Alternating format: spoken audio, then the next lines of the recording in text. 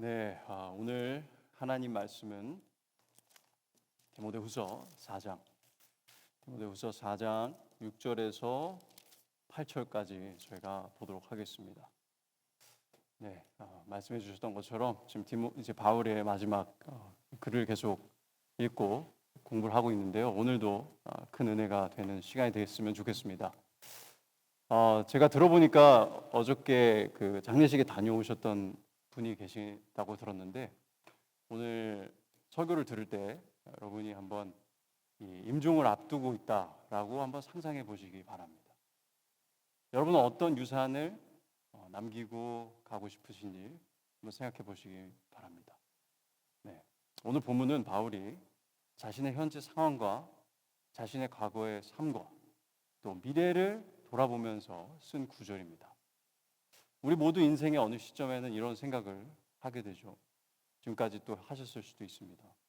이와 관련해서 전도서는 이렇게 가르치는데, 전도서는 살아있을 때 죽음에 대해서, 그리고 죽음을 기본 전제로 깊은 생각을 하는 것이 지혜롭다라고 가르칩니다. 제가 전도서 7장 2절 4절을 한번 읽어드리겠습니다. 전도서 7장 2절에 4절은 이렇게 말하고 있어요. 초상집에 가는 것이 잔치집에 가는 것보다 나으니 모든 사람의 끝이 이와 같이 됨이라. 산 자는 이것을 그의 마음에 둘지어다.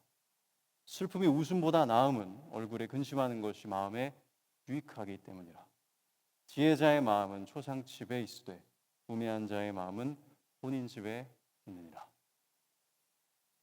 오늘 이 말씀을 통해서 우리가 보통 장례식장에서 가면 하는 일인데, 죽음을 우리의 가슴에 새기는 그런 일을 오늘 했으면 좋겠습니다.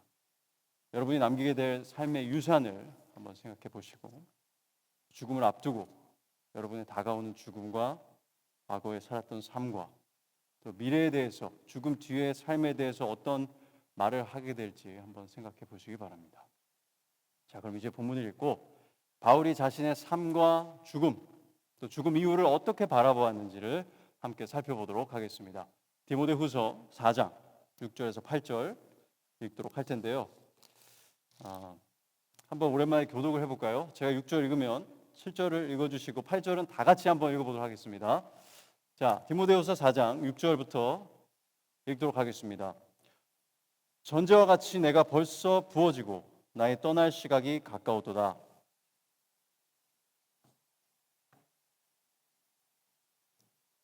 같이 읽겠습니다. 이제 후로는 나를 위하여 의의 면류관이 예비되었으므로 주 곧 의로우신 재판장이 그날에 내게 주실 것이며 내게만 아니라 주의 나타나심을 사모하는 모든 자에게도니라. 아멘. 기도 한번 하시겠습니다. 사랑하는 하나님, 감사합니다. 오늘 하나님 말씀 봅니다. 하나님께서 저희들 그냥 놔두지 아니하시고 하나님의 말씀을 주셔서 저희들의 모든 삶과 또 죽음과 또 죽음 이후에 우리의 삶에 대해서도 인도하여 주셔서 감사합니다.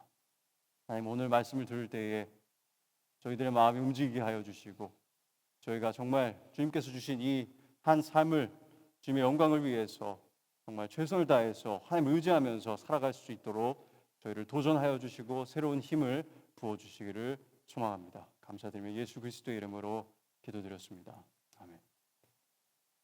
네, 그럼 먼저 6절에서는요, 바울이 자신의 현재 상황에 대해서 말하고 있는 것을 볼 수 있습니다. 이 구절은요, 한국어 번역에는 생략이 되어 있지만 원래는 이 접속사, 왜냐하면 이러한 접속사로 시작을 하고 있습니다.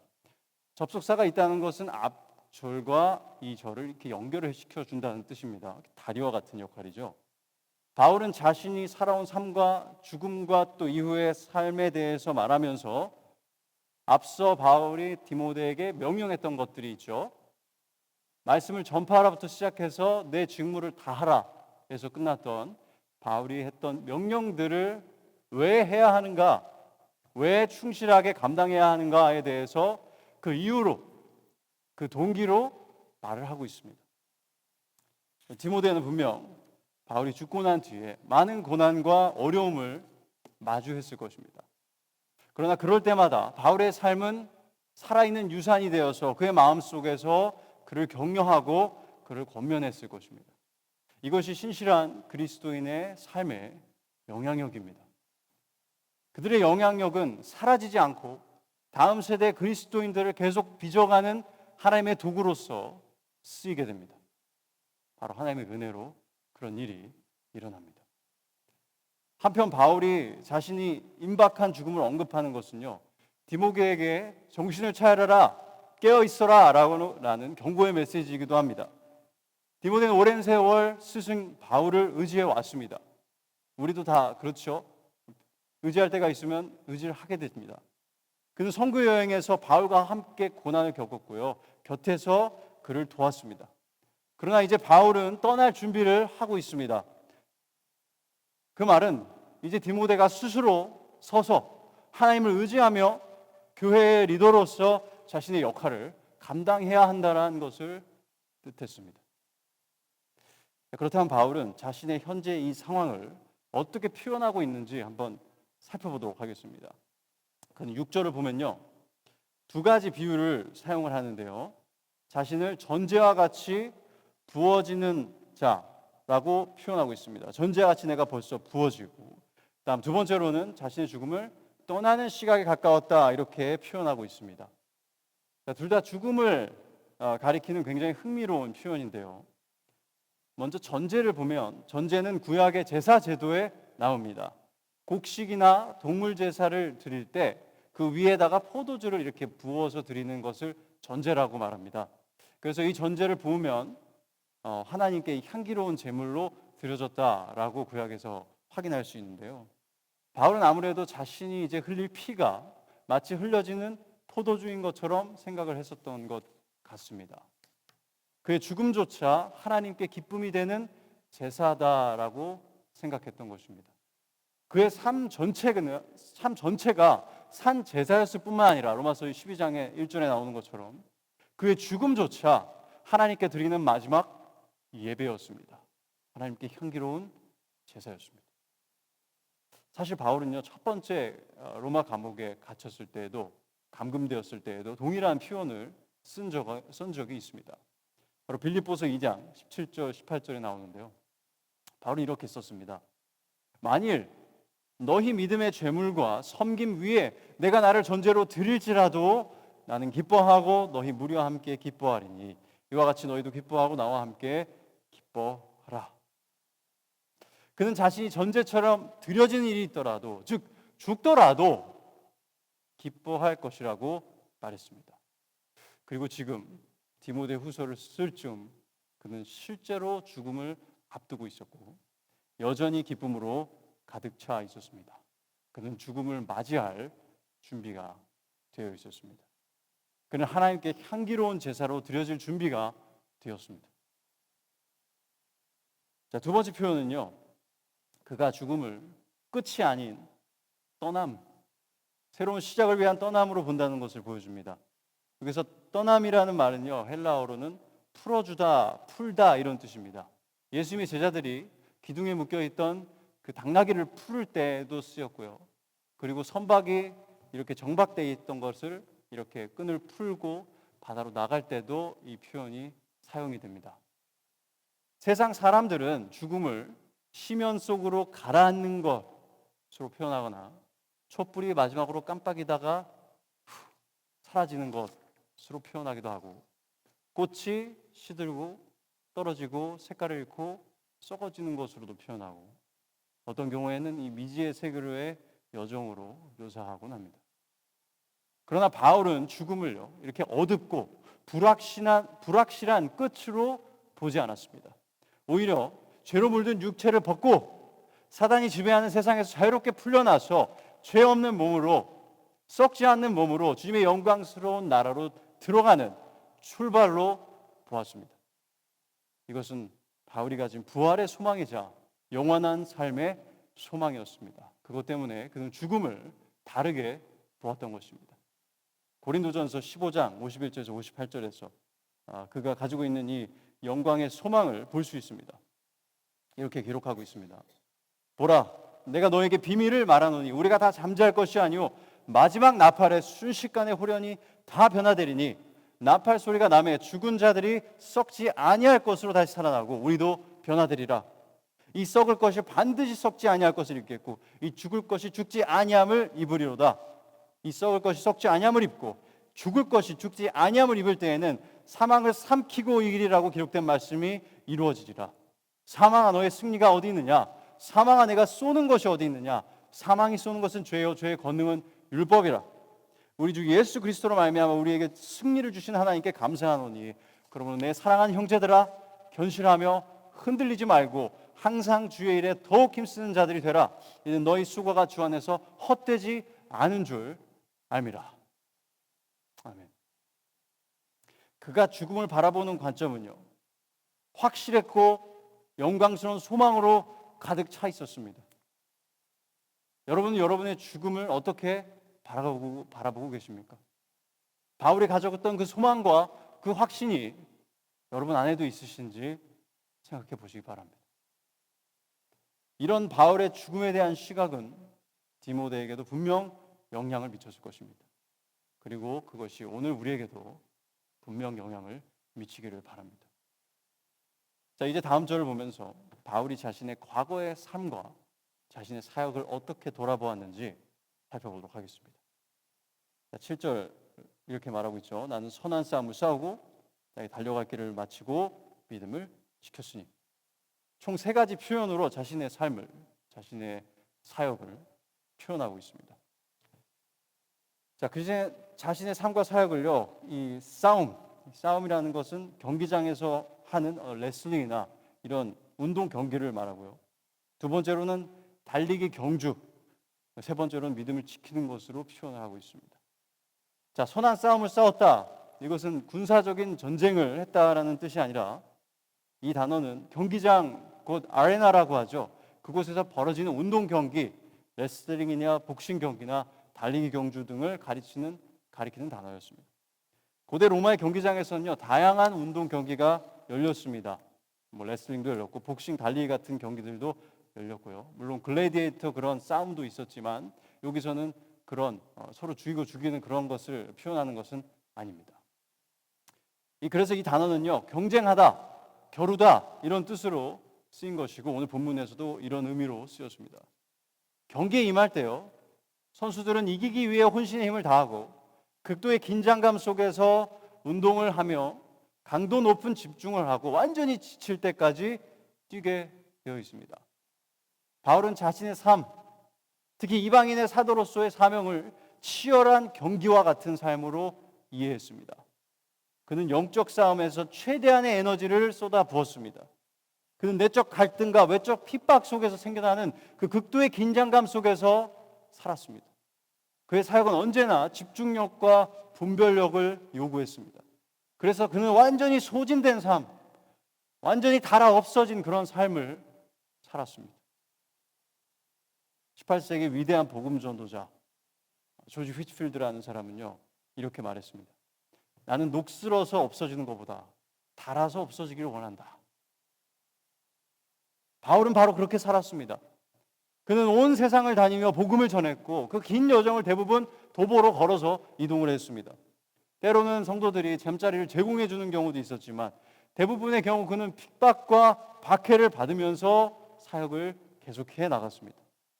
그리고 심지어 스스로를 먹여 살리기 위해서 천막을 만들며 생계를 유지해야 했고, 그래서 그의 삶과 사역은 치열한 경기와 같았습니다.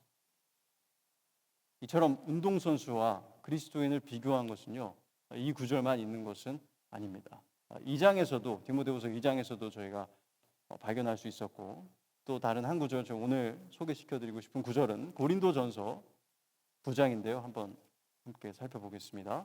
고린도전서 9장 26절, 27절 한번 같이 보도록 하겠습니다.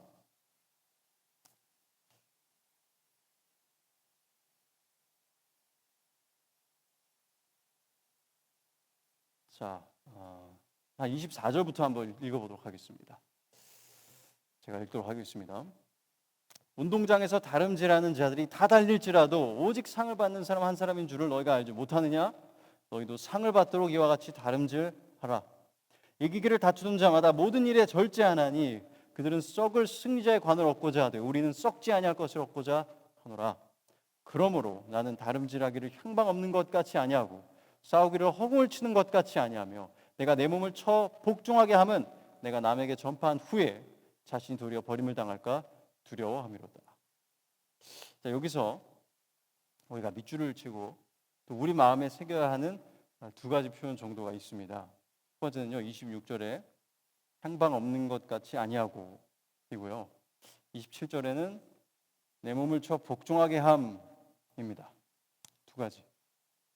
자, 바울은요, 그리스도인의 삶이 이 치열한 경주와 같기 때문에 목표 없이 살아서는 안 된다라고 강조하고 있습니다. 우리는 의도적으로 목적을 가지고 살아야 합니다. 시간이나 에너지나 우리의 재능이나 돈을 흘려보내듯 낭비해서는 안 되고요. 다른 사람을 섬길 때 아무 생각 없이 그냥 저냥 해서는 안 됩니다. 매 순간을 의미 있게 의도를 가지고 사용을 해야 합니다. 복싱 경기에서 허공에다 주먹을 많이 날리면 어떻게 될까요? 체력이 다 소진이 돼서 결정적인 KO 펀치를 날릴 힘이 없죠. 그래서 전략적으로 의도적으로 경기에 임해야 하는 것입니다. 계속 생각을 하면서요. 우리 신앙생활도 마찬가지입니다. 우리에게 주어진 시간, 에너지, 재정, 재능, 이 모든 것들을 우리가 전략적으로 의도적으로 사용하지 않으면 정말 써야 하는 곳에 우리가 쓰지 못하게 되어 있습니다. 그렇게 살기 위해서 가장 쉬우면서도 효과적인 방법은요, 자기 삶에 대해서 질문을 하는 습관을 갖는 것입니다. 내가 지금 왜 이 일을 하고 있지? 왜 나는 저 일은 하지 않지? 내가 시간을 더 잘 사용할 수 있는 방법은 무엇일까? 작은 일 하나하나에 대해 질문을 던지고 그 질문을 가지고 하나님께 지혜를 구해야 합니다. 그리고 필요한 변화가 있다면 과감하게 하나씩 바꾸어 나가야 합니다. 또 어떻게? 라는 질문도 자주 해보면 좋습니다. 어떻게 하면 사단과 세상 그리고 나의 죄성과의 싸움에서 더 잘 싸울 수 있을까? 어떻게 하면 다른 성도님들을 섬길 때 그들의 삶에 진짜 필요한 실질적인 영향을 미칠 수 있을까? 어떻게 하면 복음을 전할 때 불신자들이 정말 진지하게 고민하도록 도울 수 있을까? 어떻게 하면 우리 가정이 하나님을 경외하고 사랑하는 가정, 신앙 안에서 풍성한 가정이 되도록 이끌 수 있을까? 어떻게 하면 남편을 잘 섬기고 자녀를 주 안에서 기쁨으로 자라게 할 수 있을까? 어떻게 하면 부모님을 더욱 공경하고 사랑으로 섬길 수 있을까? 이처럼 삶의 모든 영역에 대해 우리의 모든 사역의 영역에 대해서 어떻게? 라는 질문을 던지는 습관도 아주 좋은 습관이 될 것입니다. 이 질문들이 여러분을 더 의도적이고 효과적인 삶과 사역을 하도록 이끌어 줄 것이기 때문입니다. 그게 첫 번째 우리가 밑줄 친 단어고요. 두 번째는 내 몸을 쳐 복종하게 함입니다. 우리가 잊지 말아야 할 것 바로 훈련, 절제입니다. 어떤 운동선수든요, 성공을 하려면 자기 몸을 다스리는 훈련이 필수라는 사실은 손등 보듯이 알고 있을 것입니다. 신앙생활에서도 우리 몸을 다스리는 것은 필수적인 일입니다. 왜냐하면 우리 몸, 즉 우리의 신체의 상황은요, 우리의 삶과 사역에 직접적으로 연결되어 있기 때문에 그렇습니다.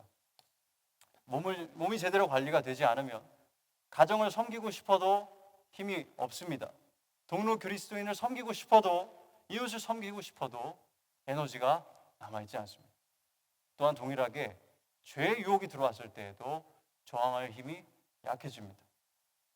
혹시 운동을 소홀히 하거나 음식을 주제 없이 막 먹거나 잠을 충분히 제때 자지 않았을 때 더 죄에 쉽게 빠진다는 것을 경험해 보신 적 있으십니까? 그럴 때 우리는 더 쉽게 화를 내고요, 더 쉽게 우울한 감정에 휘말리고, 더 쉽게 아무 생각 없이 휴대폰을 보고 있고, 더 쉽게 불평하고, 더 쉽게 성적인 유혹에 빠집니다. 그럼 우리가 우리의 몸을 복종시키지 못한다면 우리의 마음은 복종시킬 수가 있을까요? 보이는 것도 관리가 안 되면 보이지 않는 것을 관리하는 것은 어떻게 할 수 있을까요? 그리스도인의 삶이라는 이 경기는요, 우리의 몸과 마음 모두를 동반합니다. 단순히 거룩한 생각을 하는 것으로 끝나는 것이 아니라 거룩한 행동을 하고 그런 삶을 하도록 나아가야만 합니다. 그렇기 때문에 우리는 반드시 우리의 마음뿐 아니라 마음을 새롭게 할 뿐 아니라 몸도 훈련시켜서 복종시켜야 합니다. 그리스도인의 삶에는요, 정말 놀라운 세상에 알지 못하는 평화와 만족이 있습니다. 그러나 그렇다고 해서 그리스도인이 됐으니까 이제 푹 쉬고 좋은 시간을 보내자 하는 것이 그리스도인의 삶의 본질이 아닙니다. 바로 에베소서 2장 10절에서요. 우리가 그리스도 안에서 새롭게 창조된 목적이 바로 선한 일을 위한 것이다 라고 말하고 있습니다. 여러분이 그리스도인이 되었을 때 여러분의 선한 일은 시작이 된 것입니다. 선한 일도 일입니다. 투쟁입니다. 여러분의 적들과의 싸움이 시작된 것이고 다른 사람들을 섬김을 통해서 하나님을 섬기는 일이 시작된 것입니다. 성경은 우리 그리스도인에게 세 가지 주요한 영적인 적이 있다라고 가르칩니다. 그것은 바로 사탄, 세상, 그리고 우리의 죄악된 육신입니다. 이 셋은 마치 연합군처럼 하나가 되어서 우리의 세 사람을 공격합니다. 이 세 적들은요, 매우 교모하고 다양한 방식으로 일을 합니다. 우리의 시야를 흐리게 하고 영적인 팔다리를 마비시키며 결국 우리의 마음을 닫아버려서 무력하고 쓸모없는 존재로 만드는 것이 적들의 목적입니다. 먼저 사단은 누구일까요? 여러분이 잘 아시는 대로요, 모든 악한 영의 우두머리이며 이 세상의 악한 체계의 근본이 되는 존재입니다. 그는 거짓의 아버지, 속임의 대가, 그리고 하나님의 궁극적인 대적자입니다. 마지막에 하나님을 대적해서 군대를 일으킬 바로 그 궁극적인 대적자이죠. 탐욕, 이기심, 정욕, 이런 모든 죄악의 근원이 되는 존재입니다. 그럼 세상은 무엇일까요? 어느 한 보수적인 목회자는요, 세상을 이렇게 잘 정의를 내렸습니다. 자, 세상이란 하나님을 무시하고 인간 중심으로 살아가며 자기 욕심에 따라 판단하고 불경건한 기준으로 살아가는 삶의 방식이다 라고 말했습니다. 세상은 우리가 사는 이 자연 세계를 말하는 것이 아니라요, 철학적이며 신학적인 개념으로서 영적으로 부패한 삶의 틀을, 부패한 생각들을, 그런 가치들을 말합니다. 요한일서 2장 15절 17절 여러분 잘 아시는 말씀에서요, 이를 정확하게 설명을 하고 있습니다. 이 세상이나 세상에 있는 것들을 사랑하지 말라. 누구든지 세상을 사랑하면 아버지의 사랑이 그 안에 있지 아니하니 이는 세상에 있는 모든 것이 육신의 정욕과 안목의 정욕과 이생의 자랑이니 다 아버지께로부터 온 것이 아니요 세상으로부터 온 것이라. 이 세상도 그 정욕도 지나가되 오직 하나님의 뜻을 행하는 자는 영원히 거하느니라. 아멘. 자, 그리고 세 번째 적은요, 바로 우리의 죄악된 육신입니다. 이것은 아담의 후손이라면 누구나 가지고 태어나는 죄악된 본성입니다. 하나님을 따르기보다는요, 악하고 자기 중심적인 방향으로 끌려가는 경향성입니다. 이기심, 교만, 음욕, 명예욕, 탐심, 이것들이 바로 우리의 죄악된 육신, 그것의 특징입니다. 비록 우리는 그리스도 안에서 새 생명을 얻었고 새로운 본성을 가졌지만 여전히 우리 안에는 옛 본성과의 싸움이 계속되고 있습니다. 그래서 바울은 그 싸움을 이렇게 고백하고 있죠. 로마서 7장 21절 24절입니다. 그러므로 내가 한 법을 깨달았노니 곧 선을 행하기 원하는 나에게 악이 함께 있는 것이로다. 내 속사람은 하나님의 법을 즐거워하되 내 지체 속에서 한 다른 법이 내 마음의 법과 싸워 내 지체 속에 있는 죄의 법으로 나를 사로잡는 것을 보는도다. 오호라, 나는 공고한 사람이로다. 이 사망의 몸에서 누가 나를 건져내랴. 이처럼 우리 안에는요, 여전히 죄성이 남아 있습니다. 우리의 새 사람과 끊임없이 싸움을 벌이고 있습니다. 그렇다면 이 세 적들은요, 어떻게 협력하여서 우리를 공격할까요? 간단하게 표현해 보자면 사단은 이 세상이라는 것을 사용해서요, 우리를 유혹합니다. 그리고 우리의 죄악된 욕망을 자극합니다. 그럼 마치 미끼에 낚인 물고기처럼요, 우리 안에 이 욕망이 세상의 달콤한 유혹에 반응하게 되고 결국 그 미끼를 물게 만드는 겁니다.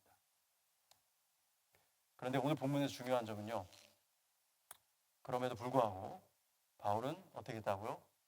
싸움을 싸웠다, 포기하지 않았다는 것입니다. 바울도 완벽하거나 죄가 없는 사람은 절대 아니었습니다. 하지만 그는요, 결코 포기하지 않았습니다. 그는 계속해서 하나님을 의지했고 하나님은 그를 계속 붙들어 주셨습니다. 여러분, 바로 이것이 핵심입니다. 절대로 포기하지 않는 것입니다. 그리고 재미난 이야기가 있습니다. 두 마리 개구리가 크림통에 빠졌습니다. 이제 농부의 크림통 큰 거에 빠졌는데, 자, 두 마리 모두 통 밖으로 나가려고 안간힘을 썼지만 어떻게 될까요? 계속 미끄러지는 겁니다. 그러자 한 마리가 말합니다. 아무리 해도 안 돼. 난 포기할래. 그리고 쭈르륵 내려가서 이 풀린 개구리는 그만 익사를 하고 맙니다. 크림에 빠져서요. 자, 나머지 한 마리는 죽어버린 자기 친구를 보면서 있는 힘을 다해서 뒷다리로 차면서 발버둥을 칩니다. 계속 지쳐갔지만 멈추지 않고 뒷발로 계속 차댔습니다. 그런데 어느 순간 뭔가 딱딱한 것이 발에 밟힌 겁니다. 계속 차던 그 크림이 버터가 된 거죠. 그래서 그는 그 위에 올라타서 결국 점프를 해서 탈출을 할 수 있었다고 합니다. 실제 이야기인지 지어낸 이야기인지 모르지만 실제로 그건 가능한 일입니다, 여러분. 자, 그리스도의 삶이 바로 그렇습니다. 바울도 지치고 힘들었지만 끝까지 멈추지 않았습니다. 그는 계속 싸우고 계속 달렸습니다. 그리고 이제 마침내 그 고된 싸움의 마지막 순간에 도달하는 것입니다. 그래서 그는 말할 수 있었습니다. 나는 선한 싸움을 싸웠다. 나의 달려갈 길을 마쳤고 나의 믿음을 지켰다. 수많은 영적인 공격 속에서도 바울은 끝까지 버텼고 마침내 이 경주를 완주하게 되었습니다. 그는 닳아서 없어졌지만 결코 녹슬지 않았습니다. 존 메가더 목사님은요, 이 7절에 대해서 이렇게 주석서에 쓰셨는데요. 제가 인용하겠습니다. 주께서 맡기신 모든 일을 다 이루었다라는 확신을 가지는 것보다 더 큰 만족은 없다. 여러분, 우리 모두에게는요, 각자마다의 이 경주가 주어져 있습니다. 누구나 똑같이 사탄과 세상과 나의 죄악된 육신과의 싸움을 싸워야 합니다. 그리고 하나님께서 허락하신 독특한 환경과 고난 속에서 살아가고 또 하나님께서 주신 독특한 각자의 사역을 하면서 살아갑니다. 물론 그 여정 속에는요, 하나님이 주시는 놀라운 기쁨과 감격의 순간도 많이 있습니다. 그러나 전체적으로 보면 그리스도인의 삶은 결코 쉬운 길이 아닙니다. 고된 싸움의 연속입니다. 경주입니다. 지치는 길입니다. 그렇다면 누군가 이런 질문을 할지도 모릅니다. 이토록 힘든 삶을 왜 살아야 하나요? 눈에 보이는 보상도 없는데. 바로 이 질문이 오늘 마지막으로 살펴볼 우리의 주제입니다. 바로 바울이 죽음 이후의 삶을 어떻게 바라보고 있는지에 대한 진리입니다. 8절에서 바울은 죽음 이후의 삶에 대한 기대를 표현하면서 이 단락을 마무리하는데요. 이렇게 썼습니다. 이제 후로는 나를 위하여 의의 면류관이 예비되었으므로 주, 곧 의로우신 재판장이 그날에 내게 주실 것이며 내게만 아니라 주의 나타나심을 사모하는 모든 자에게도니라.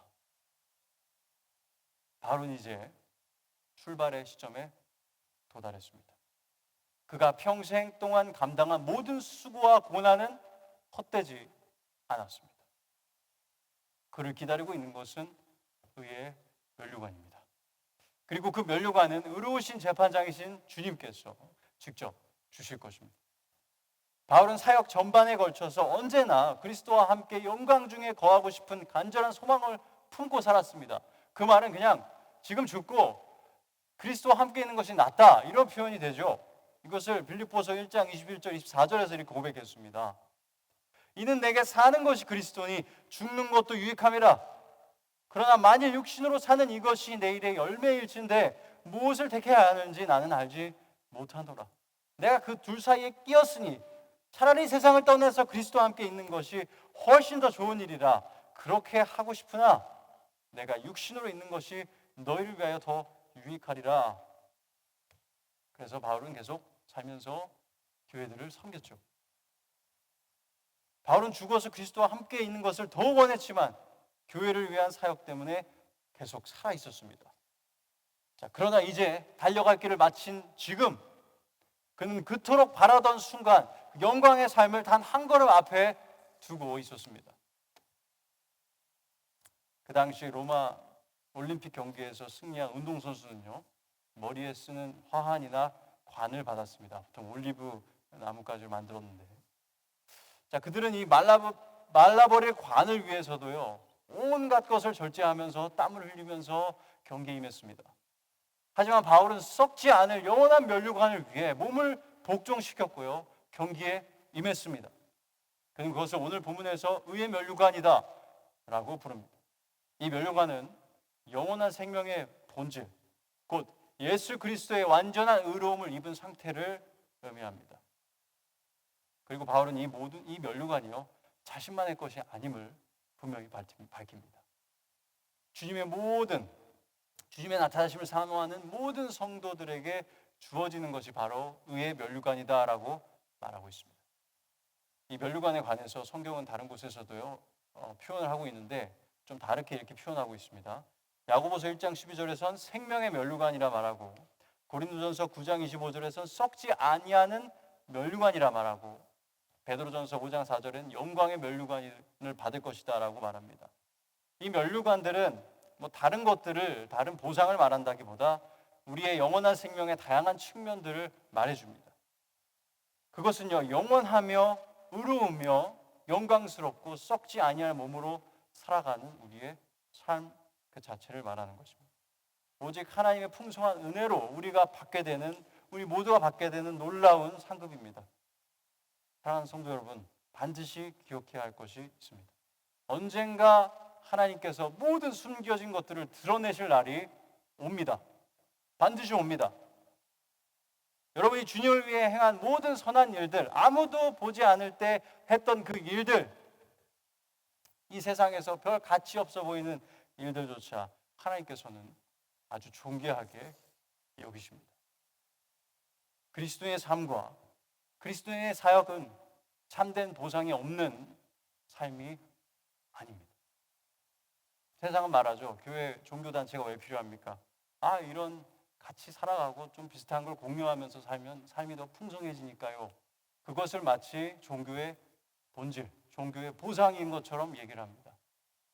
물론 우리가 같이 살아가면서 삶을 나누면서 우리 삶이 풍성해지는 거 맞습니다. 그러나 그것이 우리의 보상의 핵심이 아닙니다. 우리의 보상은 미래에 있습니다. 죽음 이후에 주어지는 것입니다. 그리고 그 보상은요, 우리가 상상할 수 있는 그 어떤 것보다 더 값지고 더 가치 있고 더 영광스럽습니다. 지난주에 보았던 것처럼 바울은 항상 자신의 고난과 다가오는 미래의 영광을 비교했습니다. 그리고 매번 다가오는 영광이 훨씬 더 가치 있다라고 결론 지었습니다. 로마서 8장 18절 이렇게 말하죠. 생각하건대 현재의 고난은 장차 우리에게 나타날 영광과 비교할 수 없도다. 그리고 바울이 묘사한 그리스도인의 정체성을 한번 보도록 하겠습니다. 그는 진정한 성도를요, 이렇게 표현하고 있어요. 주의 나타나심을 사모하는 모든 자라고 말합니다. 모든 성도는 예수 그리스도의 다시 오심과 그 영광의 날을 사모합니다. 그렇다면 우리에게 질문해야 할 것은 이것입니다. 여러분은 그분의 나타나심을 얼마나 사모하고 계십니까? 여러분은 그분의 얼굴을 대면하게 될 날을 진심으로 기다리고 계십니까? 아니면 이 세상의 유혹들이, 이 세상의 어려움들이 여러분의 시야를 흐려놓지는 않았습니까? 말씀을 마치도록 하겠습니다. 모든 그리스도인은 시험을 만나게 됩니다. 사단과 세상과 죄된 육신과의 씨름을 계속합니다. 그리고 우리 모두는 언젠가 죽음을 맞이하게 될 것입니다. 채 70년, 80년도 되지 않아서 이곳에 있는 우리 모두는 존재하지 않을 것입니다. 놀랍지 않습니까? 아무도 살아남아 있는 사람이 없을 것입니다. 그러나 그리스도께서 주시는 완전한 의를 입고 그분과 함께 영원히 살고 그분과 함께 영원히 다스리며 믿음의 동역자들과 함께 영광에 참여하게 될 것입니다. 우리 모두가요. 이 세 가지 현실이 바로 바울의 마지막 말 속에 담겨 있습니다. 바울의 삶의 유산은 우리에게 깊은 도전이 됩니다. 그 유산은 오늘 사는 우리로 하여금 끝까지 우리의 사역을 감당하게 하는 힘이 됩니다. 이제 다시 한번 상상해 보시기 바랍니다. 여러분이 지금 임종의 자리에 누워 있다면 어떤 유산을 남기고 싶으신가요? 여러분 다음 세대의 그리스도인들이, 여러분의 자녀들이 더 신실하고 열매 맺는 그런 그리스도인으로서의 삶을 살아가도록 영적인 동기부여를 주는 그런 유산을 남기고 싶지 않으십니까? 그렇다면 지금 여러분의 사역을 충실히 감당하시기 바랍니다. 의도적으로 살아가며 몸과 마음을 절제하며 훈련하며 앞으로 주어질 영광스러운 미래를 자주 묵상하시기 바랍니다. 그리고 그리스도께서 여러분을 위해서 하신 십자가에서의 그 고난을, 거기서부터 오는 감격과 장차 여러분에게 주실 상급에 대한 소망을 여러분의 선한 행실의 연료로 삼으셔서 계속해서 앞으로 나아가시기 바랍니다.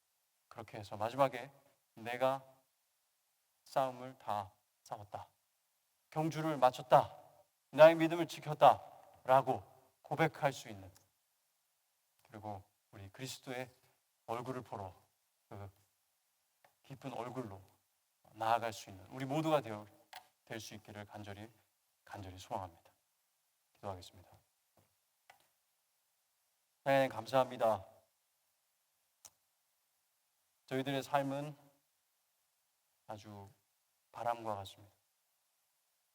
지금은 분명히 있지만 언젠가 바람처럼 사라지고 말, 그것이 저희 인생입니다. 그러나 모두가 영원히 살 것이라는 것을 저희가 또한 믿습니다.